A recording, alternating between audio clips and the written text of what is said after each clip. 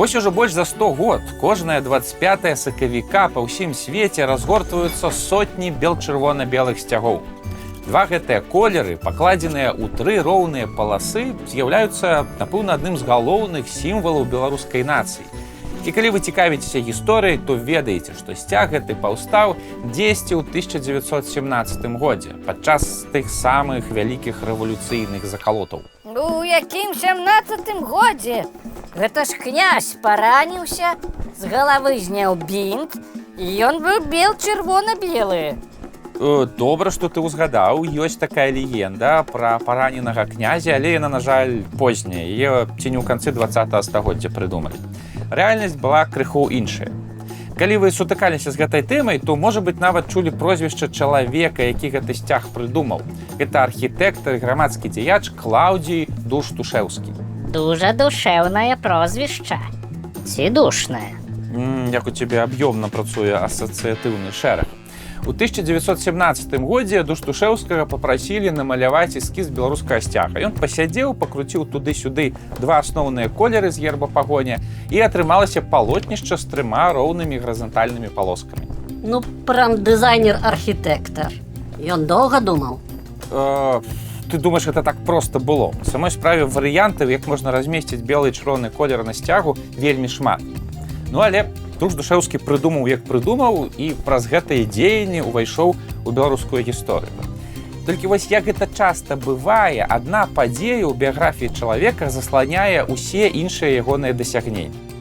А між тым, гэты дзеяч з глыбокага быў выбітным архітэктарам, дыпламатам досыць высокага ўзроўню, праведнікам свету, журналістам і нават крыху арнітолагам.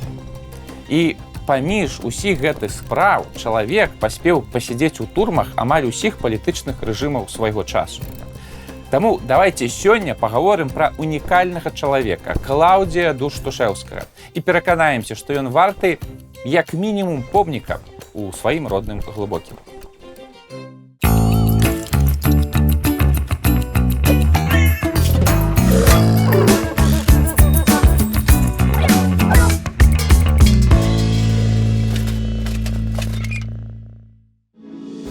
Клаўдзій нарадзіўся 27 сакавіка 1891 года. То бок на днях яму спаўняецца роўненька 135 год.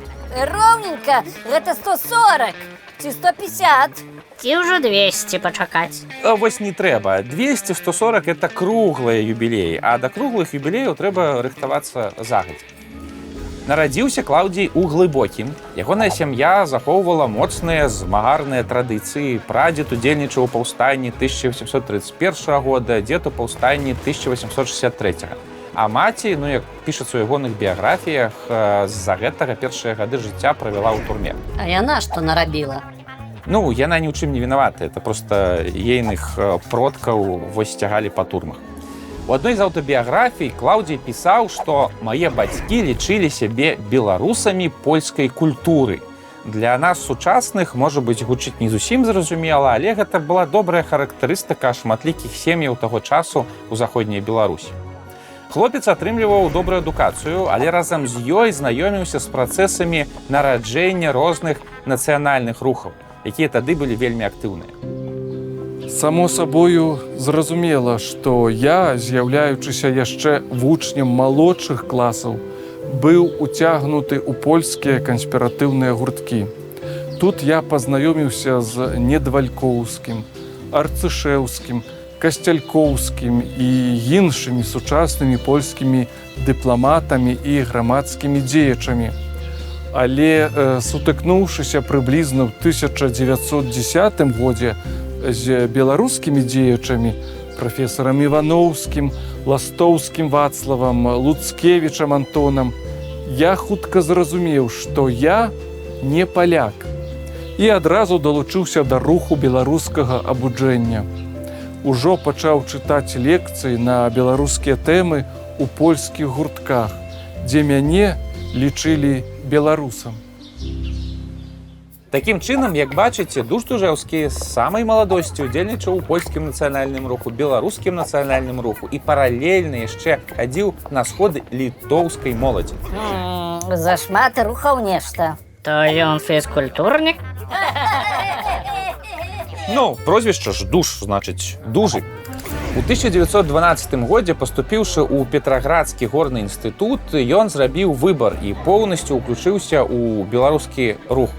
Як сам пазней пісаў, нават пэўны час у Петраградзе узначаліў студэнцкі беларускі рух. Чым займалася моладзь у тыя бурапенныя часы, мы ўжо распавядалі ў выданнях пра цётку, Ластоўскага, Івановскіх і шмат каго яшчэ. Гурткі, тэатральныя пастаноўкі, касы ўзаемадапамогі, падпольныя сустрэчы, выданне кніг і друк газет. Дзесьці паміж усіх гэтых актыўнасцяў і здарылася гісторыя са сцягам. Пачатак 1917 года, Петраград. Душэўскі узгадае пра гэту сітуацыю вось так.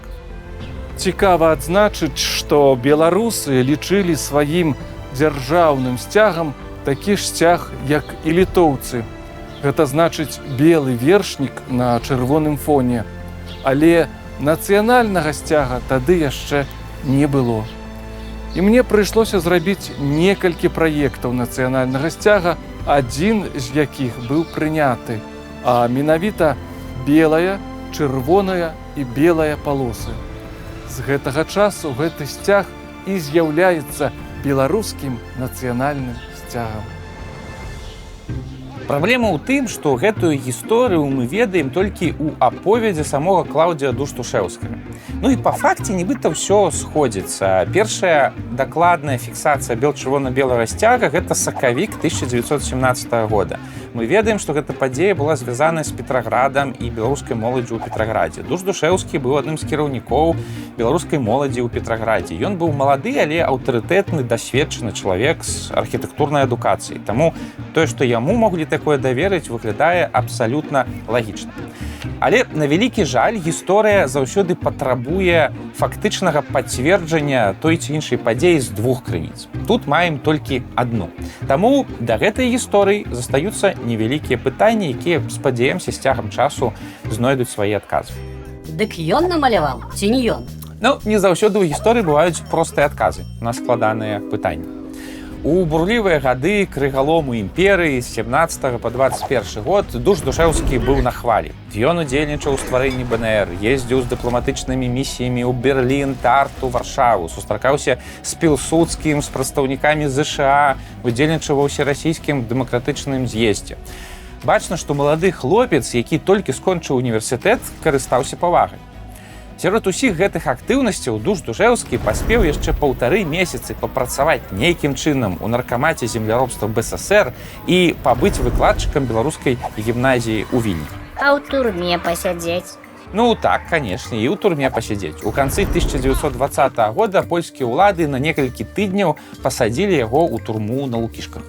Гаварылі ж яму, не трэба было трэцяй лініі дамалёўваць. Якой лініі? Ну, каб не дамаляваў трэцяй лініі, то быў бы польскі сцяг. А, ты пра гэта. Не, там за іншае пасадзілі, яго падазравалі ў антыпольскай дзейнасці на карысць літоўцаў. Але па выніку адпусцілі, і Клаўдзій з сям'ёй пераехаў у Коўна. А чаму на карысць літоўцаў? Ён жа беларускімі справамі займаўся. Ну, там такая была гісторыя. Беларускі рух у тыя часы быў вельмі слабы. Ну, Беларусь агулам знаходзілася ў цэнтры Еўропы, вакол яе было шмат розных суседзяў, і беларусы так ці інакш вымушаныя былі хіліцца да нейкіх буйнейшых палітычных сілаў навокал сябе. Ну і нехта з сімпатый ставіўся да бальшавікоў, хтосьці ездзіў наладжваць сувязі з Украінай, але найбольшы раскол у беларускім руху адбыўся паміж прыхільнікамі Польшчы і прыхільнікамі Літвы. У беларускім руху было досыць шмат выхадцаў шляхецкага асяроддзя. У іх быў адзіны культурны код. Яны добра ведалі польскую мову, яны разглядалі Вільню, Варшаву, Львоў, Гародню як нейкі адзіны непадзельны арганізм, а тут раптам Літва і Польшча пачалі паміж сабой вайну за Вільню. І трэба было прымаць рашэнне, за каго ты ў гэтай вайне. Клаўдзій Душ-Душэўскі, таксама як і Вацлаў Ластоўскі, быў яшчэ са студэнцтва вялікім прыхільнікам супрацы паміж літоўцамі і беларусамі. Дык і ён быў ідэалістам. Ну, ў сённяшнія часы гэта гучыць утапічна. Ой, ну і сённяшнія часы не такія ўжо дрэнныя, і тыя часы былі не такія ідэальна добрыя. Важна проста разумець перспектыву. І вось Вацлаў Ластоўскі і Душ-Душэўскі бачылі яе менавіта так. Вось як сам Клаўдзій апісвае гэту сітуацыю ў сваёй аўтабіяграфіі. Я не хаваю, што я з'яўляюся рамантыкам беларуска-літоўскага збліжэння. Пакуль Літва з'яўляецца незалежнай, беларусы могуць спадзявацца ўстанавіць незалежнасць Беларусі. Літва з'яўляецца адной з частак былога літоўска-беларускага і жамойцкага вялікага княства. Гэтая частка зноў набыла незалежнасць. Гэтую незалежнасць трэба умацаваць справамі саміх беларусаў. Гэта значыць іншай часткай былога вялікага княства. Беларусь не толькі павінна быць зацікаўленай у незалежнасці Літвы, але і ў роўнай ступені ў яе магутнасці і сіле. І гэта не пустыя словы. Яшчэ са студэнцкіх часоў Дуждушэўскі шмат супрацоўнічаў з літоўскімі дзеячамі, а пераехаўшы ў незалежную Літву ў 21 годзе, ён вырашыў, як сам пісаў у аўтабіяграфіі, літуанізавацца, каб быць карысным грамадзянінам новай краіны. О, у 21 годзе модна было пераязджаць у Літву. Задаў тренд. Sveiki, draugai. О, арту ирги мокайси летові колбос? Вайкідай, когда мяс скаламяс. Слухайце, на самой справе цікавае параўнанне. 21 год у кожным стагоддзі аказваецца годам пераезду ў Літву вялікай колькасці беларусаў. Дык вось, Дуждушэўскі вывучыў літоўскую мову, скончыў у Ковенскім універсітэце спецыяльнасць інжынер-будаўнік і заняўся будаўніцтвам. У Коўна і Клайпедзе захавалася больш за дзясятак будынкаў ягонага аўтарства. Сярод іх, дарэчы, яшчэ і галоўны Ковенскі драматычны тэатр.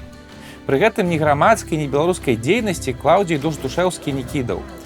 Ён быў заснавальнікам беларуска-літоўскага таварыства, аднавіў дзейнасць і кіраваў некалькі гадоў беларускім цэнтрам, выдаваў і рэдагаваў часопіс «Беларускі асяродак». У той жа час на літоўскай мове выпускаў кнігі з рэкамендацыямі па будаўніцтве. І пры ўсім пры гэтым з Тадэвушам Іваноўскім і Вацлавам Ластоўскім выпусціў беларуска-руска-лацінскі слоўнік па арніталогіі. О, дык калега. Чаму калега? Ну, бо я таксама крыху арнітолаг. Тимох, а чаму Дуждушэўскага так хістала ад птушак да будаўніцтва? Ну, такі разнабаковы быў чалавек. Гэта я яшчэ не ўсе ягоныя інтарэсы пералічыў. Агулам, падаецца, 1930-е гады былі для Клаўдзія паспяховымі і шчаслівымі, але шчасце не цягнецца вечна. Надышоў год 1939. Спачатку Літву занялі савецкія войскі. У 40-м годзе Дуждушэўскага кінулі ў вязніцу савецкай улады. Гэта пры тым, што ён даўно адышоў ад палітыкі, пазітыўна ставіўся да сацыялістычных рухаў, але гэта не дапамагло. Усё адно нейкі падазроны контррэвалюцыянер. Але ў 1941 годзе Літву занялі нацысты, і Клаўдзій змог з турмы выйсці і нават уладкаваўся на працу ў якасці інжынера на завод па вытворчасці гумовых вырабаў.